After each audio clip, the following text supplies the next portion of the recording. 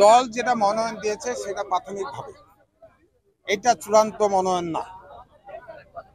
এবং আমরা আশা করি দল এই বিভিন্ন প্রতিকূলতার মধ্যে আছে। আমাদের নেত্রী বেগম, আমাদের নেত্রী আপনারা জানেন অসুস্থ, উনি প্রায় কারাবন্দী অবস্থায় আছে। আমাদের ভারপ্রাপ্ত চেয়ারম্যান মহোদয় তারেক রহমান সাহেব এখনো লন্ডনে আছে।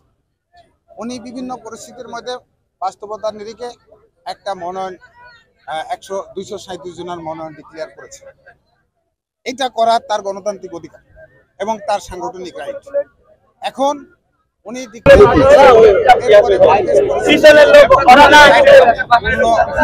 বিবেচনা করা, সংযোজন বিয়োজন করা,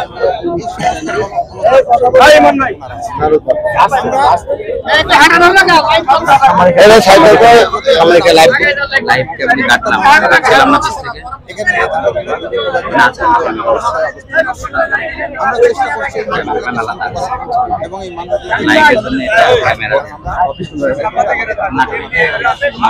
সেই কারণে আমরা নিয়মতান্ত্রিক ভাবে মানুষের সেন্টিমেন্ট, মানুষের বক্তব্য,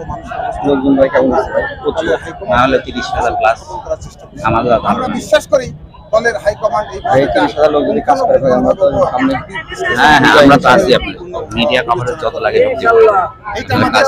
সর্বশেষ টাইম পর্যন্ত আমাদের কাছে আমাদের নিবেদন এবং এটা আমরা বিশ্বাস করি।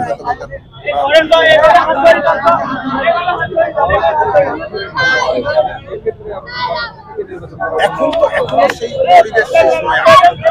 এখন আমরা যেহেতু দলের পূর্ণ মূল্যায়ন করার, পূর্ণ বিবেচনা করার সময় আছে। এই দলটা আমরা জন্মলগ্ন থেকে দলটা করি।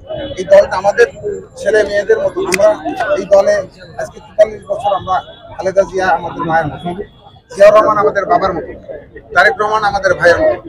আমরা এই পরিবার ছেড়ে যেতে চাই।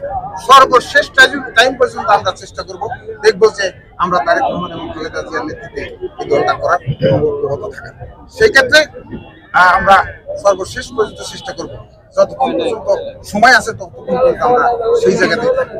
এরপরে পরিবেশ পরিস্থিতি এবং সমস্ত নেতাকর্মীদের সাথে আবার সাধারণ মানুষের সাথে কথা বলে তখনও আবারও চেষ্টা করবো আমরা দলের হাইকমান্ডকে বিষয়গুলো অবগত করার পর দেন পরবর্তীতে জানাবো।